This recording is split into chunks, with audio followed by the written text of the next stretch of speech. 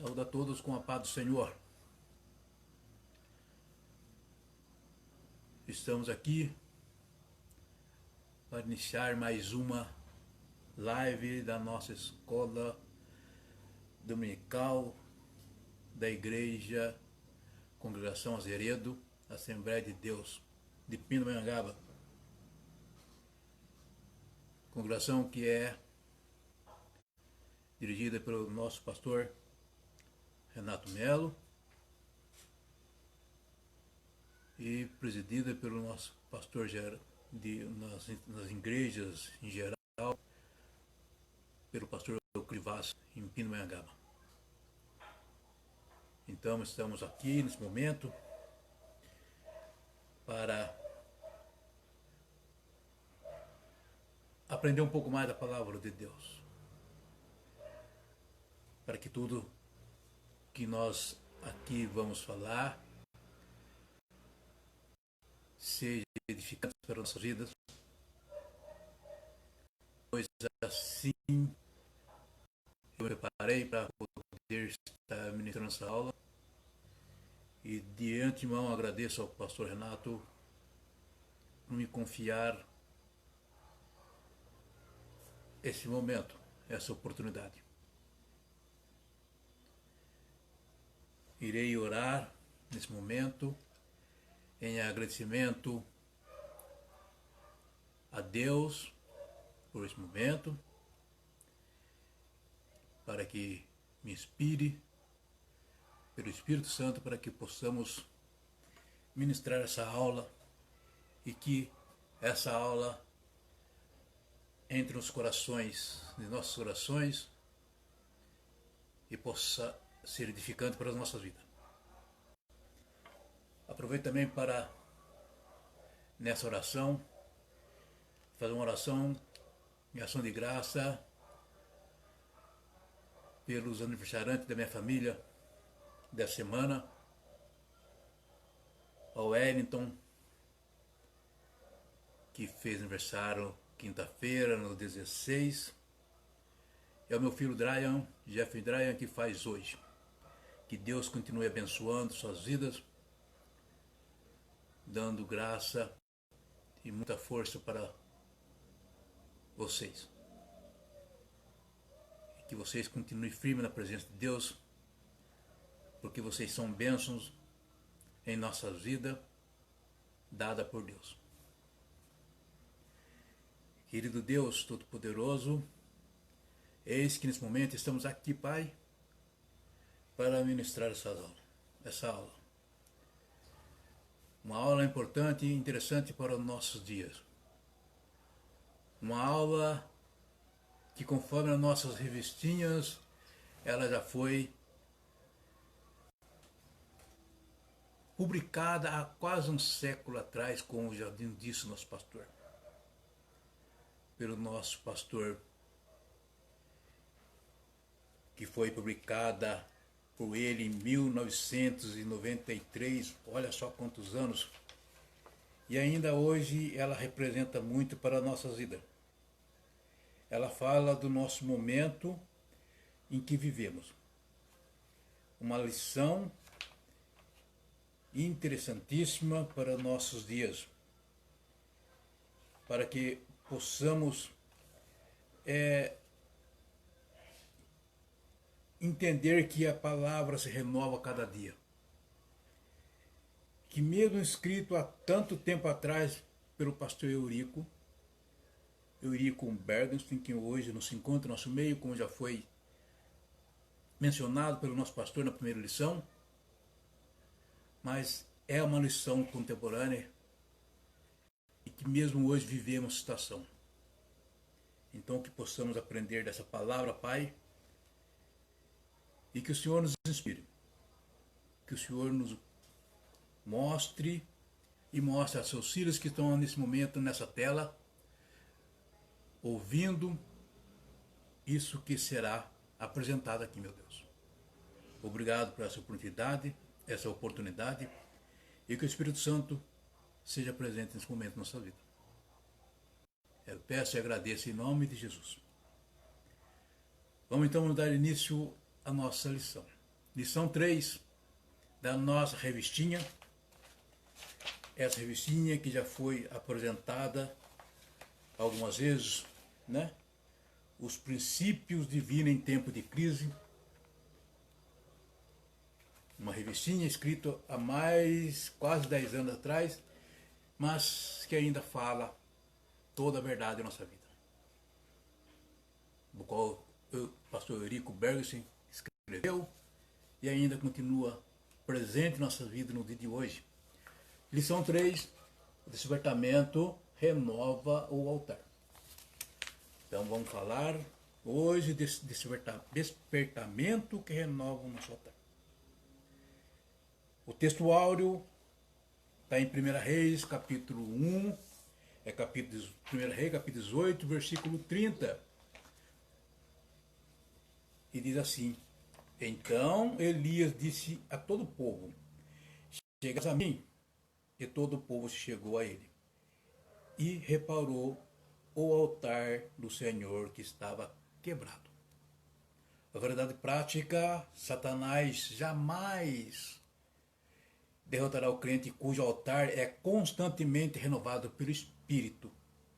Então, a luta é grande, mas Satanás estará sempre brigando, mas nós, com a nossa presença do Espírito Santo na nossa vida, estamos renovando esse altar sempre em nossa vida para vencer essa batalha. Leitura bíblica em classe. Está em Esdras, capítulo 3, do versículo 2 a 5 e depois do versículo 10 a 13. Que eu estarei lendo agora para os senhores. E levantou-se Jesua, filho de Josadaque, e seus irmãos, os sacerdotes, e Zorobabel, filho de Sealtiel, e seus irmãos, e edificaram o altar de Deus de Israel, para oferecerem sobre ele o holocausto, como está escrito na lei de Moisés, o homem de Deus. E firmaram o altar sobre as suas bases, porque o terror estava sobre eles, por causa dos povos da terra. E ofereceram sobre ele holocausto ao Senhor, holocausto de manhã e de tarde. E celebraram a festa do tabernáculo, como está escrito, e ofereceram o holocausto de dia em dia, por ordem, conforme o rito, cada coisa no seu dia. E depois disso o holocausto continuou, e os das luas novas, e de todas as solenidades consagradas ao Senhor, como também de qualquer que oferecia oferta voluntária ao Senhor. Quando, pois, os edificadores lançaram os alicerces do templo do Senhor, então apresentaram-se os sacerdotes já paramentados e com trombeta, e os levitas, filhos de Asaf, com saltérios, para louvarem ao Senhor conforme a instituição de Davi, rei de Israel. E contava a reveses, louvando e celebrando ao Senhor, porque é bom, porque a sua benignidade dura para sempre sobre Israel. E todo o povo jubilou com grande júbilo, quando louvou o Senhor pela fundação da casa do Senhor. Porém, muitos dos sacerdotes levitas e chefes dos pais, já velhos que viram a primeira casa sobre o seu fundamento, vendo perante os seus olhos esta casa, choraram em altas vozes. Mas muitos levantaram as vozes em júbilo com alegria, de maneira que não discernia o povo as vozes de alegria das vozes de choro do povo, porque o povo jubilava com tão grande júbilo que as vozes se ouviam de muito longe. Amém? Então vamos iniciar essa lição em que o objetivo é elucidar aos alunos o significado do altar, né, para o antigo pacto, entender que Cristo é o centro da nossa comunhão com Deus, e comprovar que em todo o despertamento de hoje tem a característica mencionada de um verdadeiro despertamento. A introdução fala assim: nessa lição iremos meditar sobre um fato que caracteriza o verdadeiro despertamento. Trata-se da necessidade que os homens passam a sentir e se chegarem mais perto do altar de Deus, a fim de estarem cada vez mais perto de Deus. Então, nessa lição, iremos meditar um pouco sobre o fato que caracteriza o verdadeiro despertamento. Trata-se da necessidade que os homens passam a sentir, né, de se chegarem mais perto de Deus, a fim de estar em paz e cada vez mais próximo de Deus. Em Gênesis, por exemplo, no capítulo 8, versículo 20, Noé, ao sair da arca, ele adorou a Deus, adorou ao Senhor. Ali foi um ato de culto, em fidelidade, em resposta à fidelidade de Deus na vida dele. Aquela aliança que Deus tinha feito com ele, que havia poupado Noé e sua família. Então, podemos encontrar esse tipo de despertamento, né, de agradecimento, em várias outras passagens da Bíblia. E alguém, né, levantar, né, o altar, ele traz um significado de dedicar culto ao Senhor. O verdadeiro despertamento espiritual vai introduzir em cada um de nós esse desejo, assim, de estar junto ao altar e prestar uma genuína adoração a Deus. Isso, em toda a Escritura, nós vemos esse tipo de adoração e agradecimento a Deus. Isso começa lá com Abel, e ao longo da Bíblia existem vários altares construídos para adorar e agradecer ao Senhor. Então vamos falar de 3 tópicos. O primeiro tópico fala o despertamento conduz o homem ao altar. O segundo tópico fala Cristo, o centro da nossa comunhão com Deus. E o terceiro tópico, cuidado com as imitações. Cuidado com as imitações. Olha o que o nosso pastor Eurico Bergson já escreveu lá em 1993. 1993, olha só, gente. Nesse primeiro tópico, nós temos 2 subtópicos que falam: os judeus sentiam-se necessidade do acesso a Deus que o altar proporcionava. E o segundo tópico fala: todo despertamento genuíno começa com a restauração do altar. Com a restauração do altar. O propósito que trazia no coração ao retornarem do cativeiro, como está aqui no primeiro tópico, precisava de ser muito firme, porque estavam rodeados de inimigos cruéis. A Bíblia diz: o terror estava rodeado de inimigo e cruéis. Esdras capítulo 3, versículo 3. O terror estava sobre eles, por causa dos povos. Por isso mesmo, o povo sentia-se que precisava do acesso a Deus através do altar. Era uma necessidade do povo, né? Dessa necessidade. Esse será holocausto contínuo perante o Senhor, onde vos encontrarei para falar contigo ali, conforme está em Êxodo capítulo 29, no versículo 43. Os judeus, eles agora almejavam essas bênçãos através do altar. Então, para reconquistar o coração do povo naquela época de Israel, foi muito difícil. Foi difícil por quê? Porque eles estavam no cativeiro, na época de Esdras, Neemias. Eles estavam no cativeiro, e quando eles voltaram do cativeiro babilônico, foi muito difícil reconquistar esses corações daquele povo que estava dominado pelo paganismo, pela idolatria. Eles tinham que, os líderes tinham que enfrentar, e além do povo, tinham que enfrentar assim a incompreensão dos povos vizinhos, a descrença do povo de Israel, porque o povo de Israel também já estava descrente por causa de ter seu coração dominado com os costumes e a idolatria daquela época que estavam ao redor lá em Babilônia, no cativeiro. Os líderes, com muita dificuldade, mas crendo na providência de Deus, eles erguem um altar quando retornam. Eles oferecem sacrifício conforme a lei mosaica. E desta forma, eles mostram aos adversários que o Senhor ainda que o Senhor ainda amava o seu povo, né? E lutava pelo seu povo.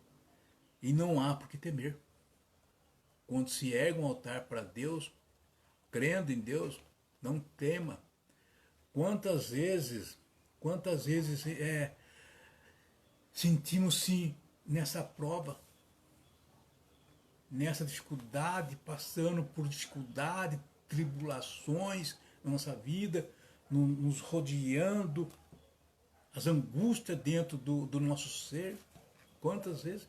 Mas quando levantamos o nosso altar, o Senhor, Ele vem e nos socorre. O Senhor, Ele vem e nos protege.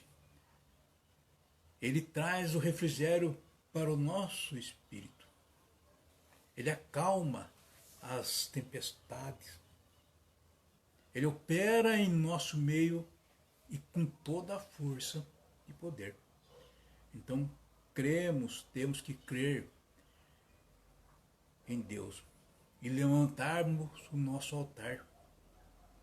Levantemos o nosso altar para não sermos engolidos pelo temor.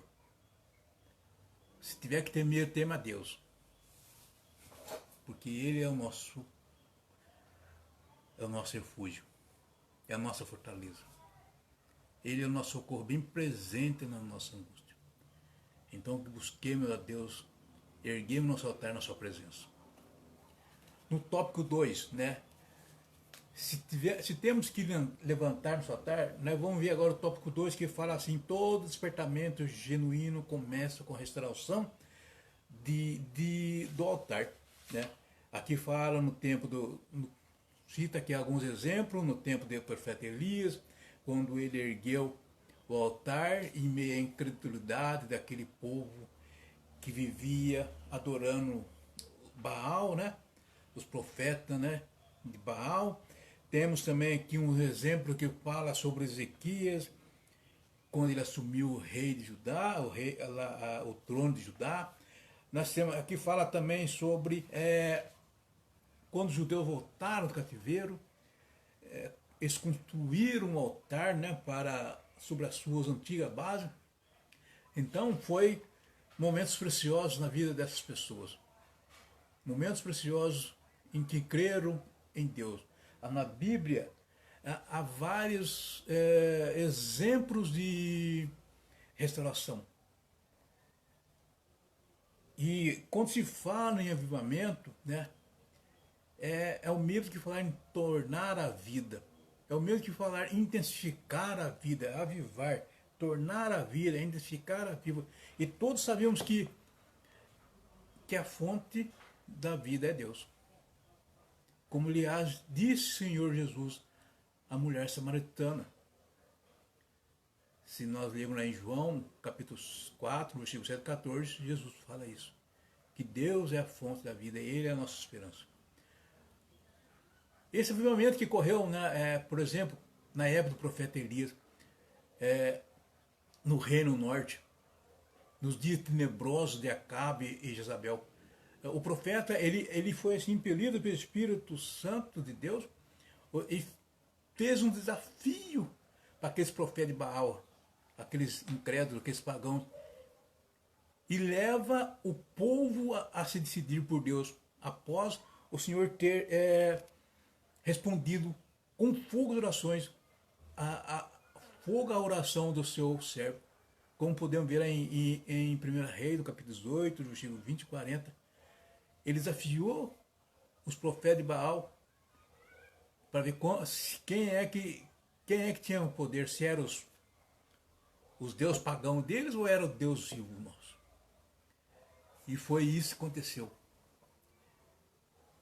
Deus honrou Elias. Porém, a indecisão, né, a dúvida do povo, ela só foi dissipada quando a demonstração de poder de Deus, como fazer assim, após reparar o altar pelo profeta Elias. Só aí que foi, eles acreditaram verdadeiramente. Quando Elias reparou o altar e houve essa demonstração de poder de Deus. Se a gente for lá em 1 Reis, no capítulo 18, no versículo 30 e 32, está escrito isso. Foi com esse gesto que o povo percebeu, né? Após percebeu que não pode haver fogo no céu, não pode haver fogo no céu, sem antes que a gente venha e observar os mandamentos. Não há. Sem que antes coloquemos nossa vida de acordo com a palavra. Não tem como. Então não há fogo sem que antes nos ponhamos sob o ditame da palavra de Deus, sobre a regra da palavra de Deus, sobre o que Deus ensinou, a sua palavra. Então, foi com esse gesto que o povo percebeu que não pode haver fogo nos céus sem que antes a gente observe os mandamentos. No avivamento que correu na época de Ezequias, o rei, no primeiro ano do seu reinado, Ezequias ele levou o povo à purificação do templo. A extinção de todos os altares que foram edificados a Deus pagão naquela época. Esse avivamento levou o povo que estava desviado novamente aos pés do Senhor. Com esse avivamento, o povo purificou o templo, extinguiu todos os altares que foram edificados aos deuses pagãos naquela época e buscaram com fervor, temor e tremor a Deus. Buscaram ao Senhor com fervor, temor e tremor. O avivamento levou à reparação do altar. Quando os sacerdotes sacrificavam, né, sobre o altar santificado, eles estavam sacrificando sobre aquele altar santificado, começou-se um novo cântico, assim, na casa de Deus. Em 2 Crônica, capítulo 29, no versículo 27 e 28, fala sobre isso aí.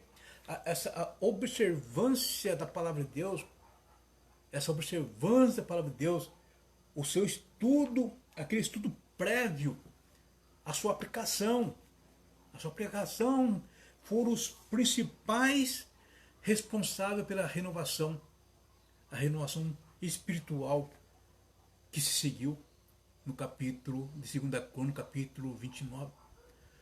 No 29, 2 Crônica, 29, capítulo 29, versículo 20, capítulo 29, 2 Crônica, no versículo 25, a palavra fala: e pôs os levitas na casa do Senhor com símbolos, com alaúde, com harpas, conforme o mandado de Davi e Gade, o vidente do rei, e do profeta Natã, porque este mandado veio do Senhor, por mãos do seu profeta.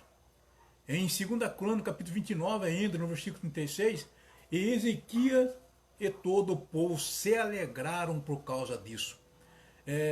Se alegraram porque Deus tinha preparado para o povo. Então foi com grande alegria que o povo se alegraram com a construção do altar e a palavra pregada. Obviamente que ocorreu, por exemplo, na época do rei Josias, também outro rei de Judá. Nessa época ocorreu um dos mais assim vigorosos e impressionante avivamento da história de Judá. O rei Josias, ele incentivou o povo a retornar à palavra de Deus. Quando Josias encontrou a palavra, ele encontrou essa palavra de Deus, essa palavra que estava perdida na casa do Senhor, conforme está na 2 Crônica, no capítulo 34, versículo 15, ele humilhou-se diante de Deus e impediu que nos seus dias o juízo fosse assim, inevitável, o juízo inevitável de Deus sobre o povo. Ele impediu isso aí. E viesse acontecer por causa do quê? Da desobediência. Da desobediência do povo. Josias voltou-se para Deus. Ele voltou-se para Deus e fez assim uma obra de grande importância. Inclusive destruiu os intocáveis bezerros de ouro construídos por Jeroboão. Porque ele ouviu a palavra de Deus. Só por isso, quando ele ouviu a palavra de Deus, ele viu que precisava ter uma mudança. Porque ele quis saber o que estava naquele livro sagrado. Ele quis saber o que estava naquele livro sagrado que fora achado na casa de Deus. E isto que impulsionou a banir a idolatria. Foi isso que impulsionou a levar o povo a obedecer à lei do Senhor. Enquanto a palavra de Deus não for achada, enquanto a palavra de Deus não for achada, lida e crida nela, a pessoa crer nela, se não achar a palavra, não ler e não crer, não poderá haver avivamento na casa do Senhor. A palavra é o foco, é o ponto principal para que o avivamento ocorra dentro da casa do Senhor. O avivamento que se deu lá na época de Esdras e Neemias, por exemplo, também, isso foi quando daí o povo voltou do cativeiro. No capítulo 8 e 10 de Neemias, ele descreve um dos maiores avivamentos, né, do Antigo Testamento. Lá em Judá foi forte, foi vigoroso. Mas o maior avivamento do Antigo Testamento está em Neemias, capítulo 8, versículo 10. Tal avivamento só foi possível porque o ensino e a compreensão de Deus estava ali. O ensino e a compreensão de Deus. Quando houve esse ensino e compreendeu quem era Deus, ali ocorreu o avivamento. Aliás, a restauração da autoridade da palavra de Deus sobre o povo foi a maior reforma que Neemias implementou em Jerusalém. Sem essa restauração, tenha certeza, Jerusalém seria absolutamente vulnerável. O mal ia dominar sobre aquela terra, sobre aquele povo. O povo se ajuntou na praça para ouvir a palavra, ele se ajuntou para ouvir, né? Eles tinham grande fome, né? Então ele se juntou na praça para ouvir a palavra e a exposição da palavra de Deus. Em Neemias, capítulo 8, versículo 1, começa falando isso. E chegado o 7º mês, estando os filhos de Israel na sua cidade, todo o povo se ajuntou como um só homem, na praça, diante das portas das águas. E disseram a Esdras, o escriba, que trouxesse o livro da lei de Moisés, que o Senhor tinha ordenado a Israel. Eles pediram isso para Esdras, que ele trouxesse o livro e começasse a ensinar eles. Uma das principais evidências de um avivamento bíblico entre o povo de Deus foi a grande forma de ouvir a palavra. A grande forma de ouvir a palavra, de ler e estudar a palavra. Isso foi uma grande importância naquela época do avivamento. No primeiro dia do sétimo mês, todo o povo se reuniu para uma convocação solene naquele dia. Aquele dia solene chamava-se a Festa das Trombetas, que simbolizava o ajuntamento, aquele ajuntamento de Israel entre as nações gentílicas. Esdras subiu numa plataforma especialmente construída para a ocasião, e ao lado de 3 levitas leu por várias horas o que havia no livro da lei de Moisés. E o povo demonstrou profundo respeito pela palavra de Deus. Se você ler lá em Neemias 8, capítulo 8, versículo 5 e 6, vai ver lá, à medida que os levitas mencionados no capítulo, forneciam as explicações que estava sendo dito. Por que os levitas, às vezes, eles explicavam isso aí? Porque uma vez que o aramaico ele substituiu o hebraico, quando o povo chegou, o povo já não conhecia muito o hebraico, o aramaico, então os levitas tinham que traduzir, era necessário explicar ao povo muitas palavras hebraicas presentes na escritura. Então houve algumas modificações da língua naquela época, de aramaico para hebraico. Então os levitas ajudavam nesse trabalho. E ali, de pé, né, sobre um púlpito de madeira, durante 7 dias, 6 horas por dia, o que aconteceu? Esdras leu o livro da lei. O povo permaneceu naquele lugar, desde a alva, desde a parte da manhã até o meio-dia, sem sair do lugar, com os ouvidos atentos. Não havia dispersão, não havia distração nenhuma. E eles também não se sentiam assim desgastados, enfadados. Eles estavam lá presentes, atento, ouvindo a palavra de Deus, desde a manhã até o meio-dia, ouvindo por 6 dias, acordava cedinho para ouvir a palavra. Eles estavam, como pode dizer, atentos, não apenas ao pregador. Ele não estava atento, mas inclusive no livro da lei, que eles se atentavam. Não havia assim, no meio dele, assim, e nenhuma sensação de inosbismo, pessoas nobres, ou ficar tietando algum pregador, não. Mas eles tinham a fome da palavra. Eles queriam saber. Eles queriam o pão do céu. A verdade de Deus. É isso que estava dentro do coração deles. Só o pão da verdade que possa saciar a fome do que anseia Deus. Só o pão de verdade.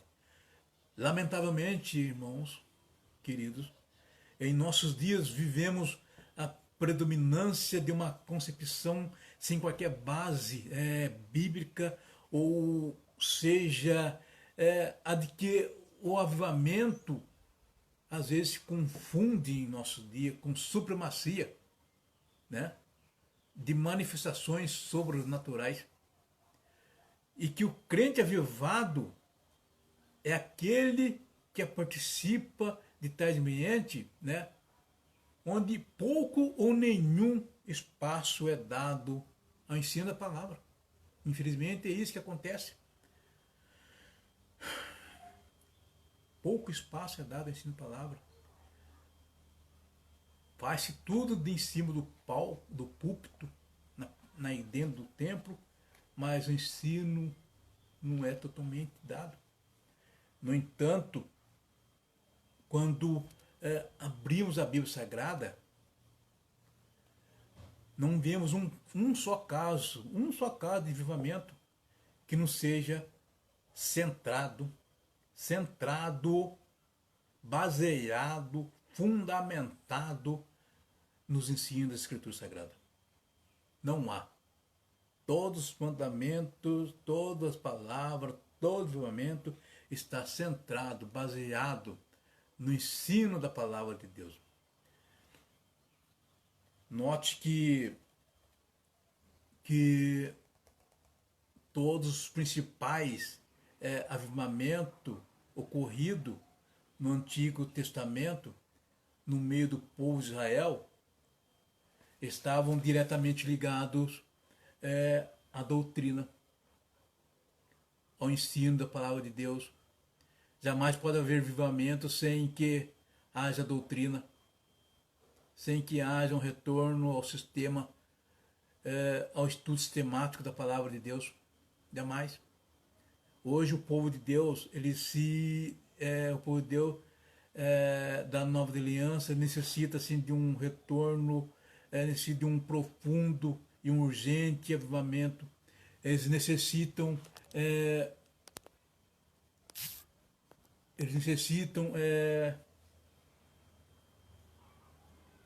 como que eu vou falar para vocês, de um retorno dos princípios norteadores da palavra de Deus.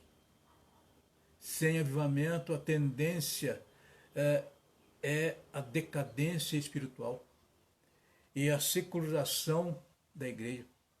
Jesus se preocupa com o seu povo. Ele quer que a sua igreja, ele quer ver a sua igreja avivada. É isso que Jesus quer. Ele quer ver a sua igreja fervorosa, unida a ele, de forma consciente e decidida.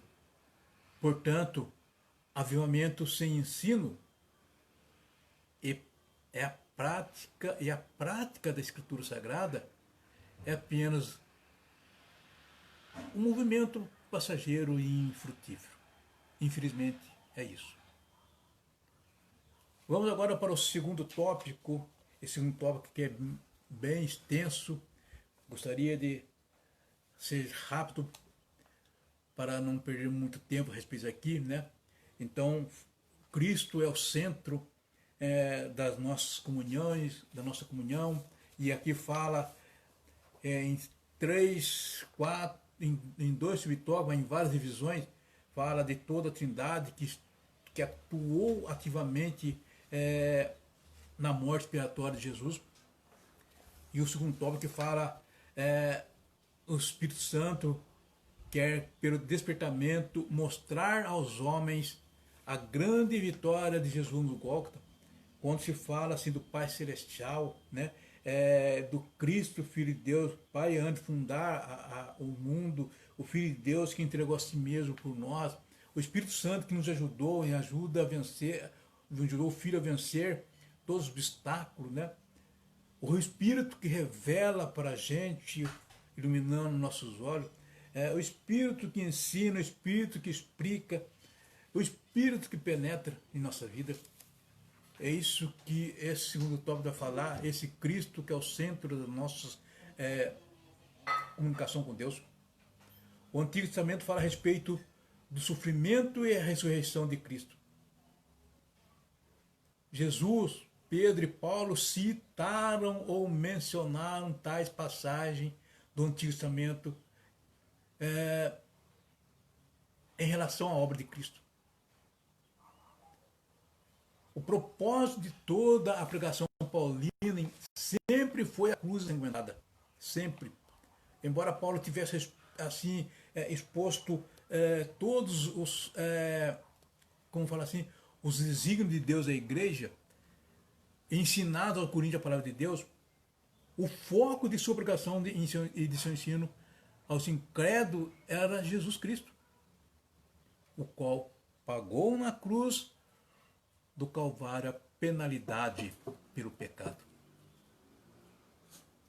Até que as pessoas compreendam e creiam no Evangelho, não há nada mais ser dito a elas. Não há nada mais ser dito a elas. A pregação da cruz era tão dominante na igreja primitiva que os cristão eram acusados de adorar um homem morto. Era isso que os cristãos eram acusados, adorar um homem morto. Necessitamos sim retornar a essa pregação.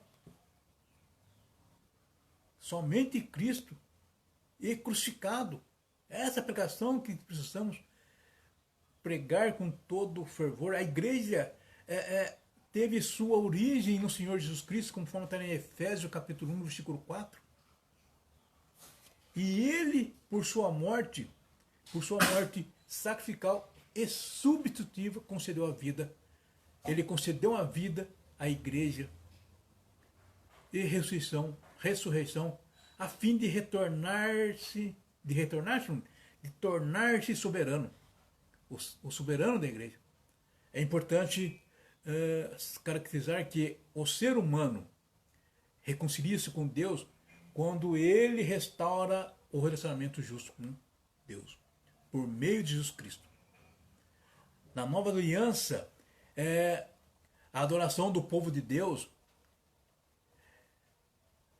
como é que a gente pode dizer? Essa adoração do povo de Deus, ela, nessa nova aliança, ela é rigidamente cristocêntrica. Ela é rigidamente cristocêntrica. Não há mais o altar como ponto assim de central do culto a Deus, como no Antigo Testamento. Não há. Cristo agora é o centro da nossa comunhão com Deus. Na antiga aliança, sobre o altar do culto levítico, eram oferecidas ofertas que seriam queimadas. Os sacrifícios do holocausto eram queimados continuamente, significando que a comunhão com Deus é contínua. E o centro dessa comunhão com Deus era o altar do sacrifício. Esse era o centro de comunhão com Deus no Antigo Testamento. Esse era o centro, o altar.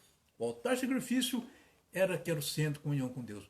Quando a oferta para o holocausto era consumida no fogo, né, a fumaça exalava um cheiro especial que subia nos ares, né? O animal sacrificado era totalmente queimado no altar. A gordura queimada exalava aquele cheiro agradável a Deus.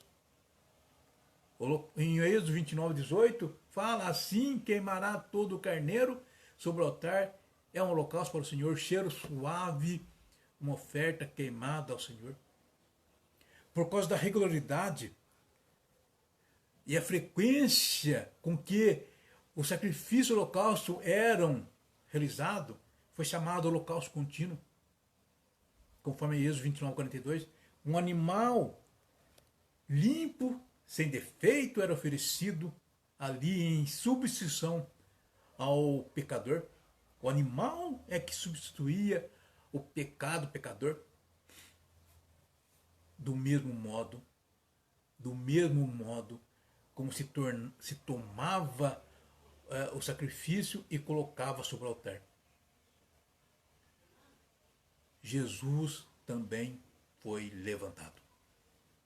Jesus foi levantado tipologicamente no altar do Calvário. Ali no altar do Calvário, para redimir as nossas almas. Pagar o nosso pecado que nós carregamos. Sem merecer. Porque ele nasceu sem pecado. Ele foi santo. E os pecados ele tirou de sobre os nossos ombros. Morrendo por nós. Sem nenhuma cobrança. Sem nenhuma cobrança, Jesus morreu por nós. No tempo determinado, Jesus foi sacrificado. No altar de sacrifício, o Calvário, o seu sangue foi derramado para os pecados de toda a humanidade. Toda a humanidade. Não é de alguns, não. Foi derramado para o pecado de toda a humanidade. Foi um sacrifício perfeito foi um sacrifício irrepetível. Ele se ofereceu a si mesmo de forma irrepetível para nos conceder perdão, redenção, reconciliação, comunhão e eterna salvação com Deus. Devemos dar glória a Deus, dar glória ao nosso Jesus Cristo por esse sacrifício que para nós seria muito difícil. Vamos falar agora sobre o tópico 3, que fala dos cuidados com as imitações. Imitações, olha só, alguns dizem que nem todos os despertamentos de hoje têm as características que são mencionadas nessa lição. Concordamos plenamente. Já no tempo dos apóstolos havia movimento que realmente tinha alguma aparência de sabedoria em devoção voluntária, humildade e indisciplina do corpo. Mas não são de valor algum, senão para a satisfação da carne. Também em nossos dias aparecem movimentos que são imitações baratas do verdadeiro despertamento. Muitos desses movimentos empregam técnicas avançadas de dominações psicológicas. Esses avivalistas ou especialistas sabem, com suas técnicas, dominar o auditório e podem fazer o público rir, chorar, jubilar, pular, bater palma, etc. Também até imitar o batismo do Espírito Santo, ensinando o povo a falar em línguas. São, porém, experiências sem nenhum poder e sem a menor reverência. Uma de nossas igrejas sentiu-se obrigada a orientar os irmãos acerca do movimento que faz de suas reuniões shows com apresentações de cantores evangélicos. Nesses shows dominam aplausos, vaia, gritos, subios, bebidas alcoólicas, jovens dançando, se requebrando, de modo até mesmo sensual, enquanto os hinos estão sendo entoados. Cuidado. Este tipo de imitação pode fazer com que a glória de Deus se afaste. Todo movimento feito sem que o Espírito Santo esteja na direção não pode prosperar. É como uma tartaruga deitada de costa e movimentando os pezinhos, mas não sai do lugar. Manter o Espírito Santo na direção, então veremos cumprir a palavra que diz: vão indo de força em força. Olha só o que o pastor Eurico Bernstein escreveu em 1993. E hoje ainda acontece, e parece estar acontecendo com mais força. Muito mais força quando se fala do o que acontece dentro das nossas igrejas. Um homem que no teu tempo ele percebeu essas manifestações que parecia ser, mas não é. Parecia ser um avivamento, mas era algo que não era bom aos olhos de Deus. Era algo que hoje em dia ainda acontece. Nós devemos observar nas próprias escrituras quais são essas características de um avivamento. Até para que não nos deixemos enganar pelos falsos movimentos, pelos falsos avivamentos que acontecem. Manifestações espirituais espúrias e que nada mais são que falsificações e imitações do inimigo em nossas almas. São os verdadeiros ventos de doutrinas que estão a aumentar em número mormente agora quando se aproxima do dia da glorificação da igreja. Como isso está aumentando? O verdadeiro despertamento espiritual é a perseverança na palavra de Deus, é a perseverança na comunhão com Cristo, é a perseverança nas orações, é o temor a Deus, é o louvor a Deus, é o crescimento da igreja. Isso é o verdadeiro despertamento espiritual, esse é o avivamento. Nesse tópico, eu quero comentar aqui o que o comentarista expôs, Eurico Bergson, lendo o texto de Colossenses, no capítulo 2, e no versículo 20 e 23, que fala assim: se morreste com Cristo para o rudimento do mundo, porque, como se vivesseis no mundo, vós sujeitais a ordenanças. Não manuseie isto, não prove aquilo, não toque aquilo outro, segundo os preceitos da lei e doutrina dos homens,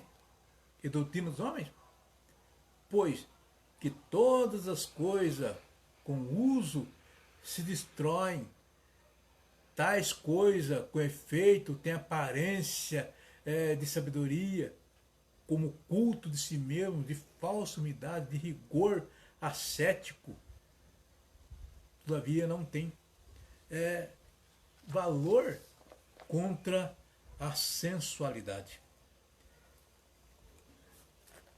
Eu gostaria de ler isso aqui numa linguagem mais moderna, atualizada. Olha só o que fala a nossa palavra, numa linguagem mais atualizada desse Colossenses, capítulo 2, no versículo 20 e 23. Eu gostaria de ler, compartilhar com os irmãos. Colossenses, capítulo 2, versículo 23, que fala do 20 ao 23. Eu acabei de ler, foi aqui na Almeida Corrigida. Se morresse com Cristo para o surgimento do mundo, como se vivesseis no mundo, vós sujeitais a ordenança. Não manuseie isso, não prove aquilo, não toque aquilo outro, segundo os preceitos e doutrina dos homens. Pois que todas essas coisas, como de uso, se destroem, tais coisas com efeito têm aparência, com culto de si mesmo e de falsa humildade e rigor ascético, todavia não tem valor algum com a sensualidade. Se eu ler aqui na minha Bíblia, com uma linguagem mais moderna, assim fala a palavra: se vocês morrerem com Cristo para o rudimento do mundo, porque sujeitam as regras, como se ainda vivessem no mundo. Não toque nisso, não coma disso, não toque, não pega aquilo. Todas essas coisas se destroem com o uso. São preceitos e doutrina dos homens. De fato, essas coisas têm aparência de sabedoria. Ao promoverem um culto que as pessoas inventam, falsa humildade e tratamento austero do corpo, mas elas não têm valor algum na luta contra as inclinações da carne. Infelizmente, muitos estão se deixando levar por esses falsos ensinamentos, se deixando levar pela concupiscência da carne. O texto expressa claramente a advertência contra a falsa santidade, buscada a fim de obter a aprovação espiritual. É isso que esse texto está falando. Paulo destaca a futilidade, essa futilidade da tentativa de alcançar a santidade mediante uma rigorosa negligência de si mesmo, de autonegação e até mesmo do castigo autoinfligido. É isso que Paulo está nos ensinando. Esse tipo de santidade não tem poder para resistir o pecado ou levar alguém a Deus. Esse tipo de santidade moderna não tem. Não há como chegar até Deus. É coerente que tenhamos um cuidado razoável com o próprio corpo. É coerente. Bem como certa disciplina. A fim de glorificar a Cristo, devemos ser disciplinados, ser coerente, ter bom senso para glorificar a Cristo, seguindo a palavra, e não de forma legalista, como que pelas obras. Os excessos legalistas servem somente para satisfazer a carne. Somente isso. Esse extravasamento, às vezes necessário, é carnal. Com muita frequência, os que deixam se levar sim, pelos legalismos, eles buscam uma demonstração pública da sua, como eu vou falar assim, sua suposta santidade. É isso que eles estão buscando. Essa suposta santidade. Em Mateus, no capítulo 6, versículo 16, 18, fala sobre isso. Interessante essa assertiva do pastor Eurico Bernstein. Quando já na introdução dessa lição, ele já fala da necessidade que os homens passam a sentir ao se chegarem mais perto de Deus. Ele já inicia a sua lição com essa palavra na introdução. De fato, a santidade só pode e é possível de dentro para fora. De dentro para fora é possível a santidade. Esse desejo que é causado pelo Espírito Santo. O resto não passa, sabe o quê? De imitação. Não passa de imitação, como o próprio pastor Eurico, ele finalizou na lição. Esse tipo de imitação pode fazer com que a glória de Deus, se afaste. No fim da lição está escrito aqui. Essa imitação, esse tipo de imitação, pode fazer com que a glória de Deus se afaste. Infelizmente é isso que acontece, meus irmãos. É isso que acontece, igreja do Azeredo. É isso que acontece para você que está ouvindo nesse momento. Isso que eu estou falando. E agradeço pela sua presença de estar nesse momento, aguentando esse momento que eu estou finalizando esse ensinamento. E agradeço por quem teve a paciência de ficar aí até o fim para ouvir esse ensinamento que não é de mim, mas é de Deus. Eu só estou transmitindo o que eu aprendi para vocês também aprenderem. Deus, diante de tudo que estudamos aqui, concluímos que a única maneira, meus irmãos, de nos despertarmos espiritualmente é renovando o altar. Renovar esse altar de culto e adoração a Deus. É a única maneira. Para chegar a esse padrão espiritual, com somente o ensino sistemático da palavra de Deus pode nos proporcionar isso. Só ensino. Infelizmente vivemos dias difíceis. Vivemos dias difíceis, dias em que vivemos o abandono da sã doutrina. Muitos dentre os crentes se dizem ser, como afirma a Escritura, terão comichões nos ouvidos e não sofrerão a sã doutrina. A própria Escritura fala isso. Muitos vão passar por isso. Terão comichões nos ouvidos e sofrerão a sã doutrina. Lá em 2 Timóteo, capítulo 4, versículo 3, porque virá tempo em que não sofrerão a sã doutrina, mas tendo comichão nos ouvidos, amontoarão para si doutores conforme as suas próprias concupiscências.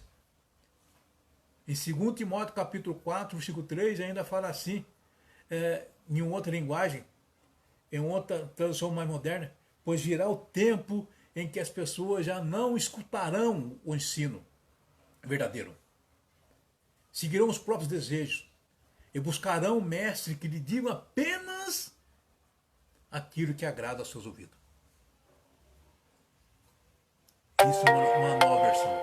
Apenas o que agrada o seu ouvido. É isso que muitos está acontecendo nos tempos modernos. Ou seja, não quererão se dobrar ao ensino da palavra de Deus e distorcerão, a fim de que poderem praticar os seus pecados, construindo para si mesmos doutores que justifiquem os seus pecados. Olha só, gente. E iniquidades. É isso que está acontecendo. São dias difíceis, mas nós que conhecemos a palavra de Deus, que fomos ensinados na boa doutrina, sabendo que essas coisas iriam mesmo acontecer, só devemos ser cautelosos. Devemos ser cautelosos e, sobretudo, submissos ao ensino do Senhor. Pois, como aprendemos, o ensino da palavra de Deus são essenciais para a nossa vida cristã. São essenciais o que nós aprendemos. Por isso, buscamos aprender, se aperfeiçoar na palavra de Deus, ser firme na presença de Deus, temor, tremor, adorar a Deus, ter o seu altar sempre renovado e buscar a Deus incessantemente pela palavra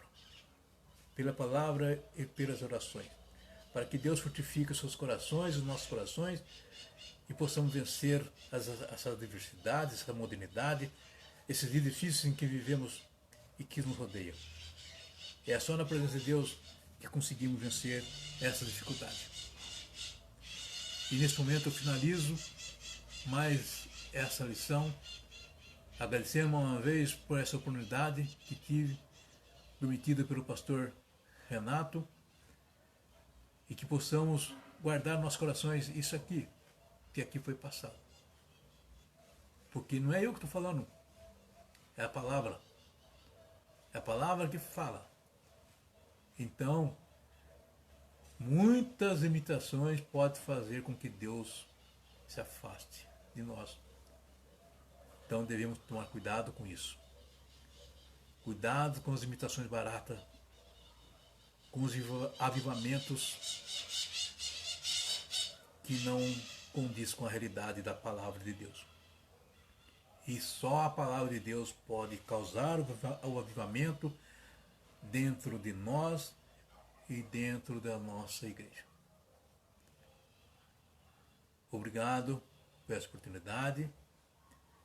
Nesse momento, eu estou finalizando essa lição que já está sendo vista por alguns pelo nosso pelo Facebook, que está sendo em meu nome, também pela OAD Azeredo, que também está transmitindo.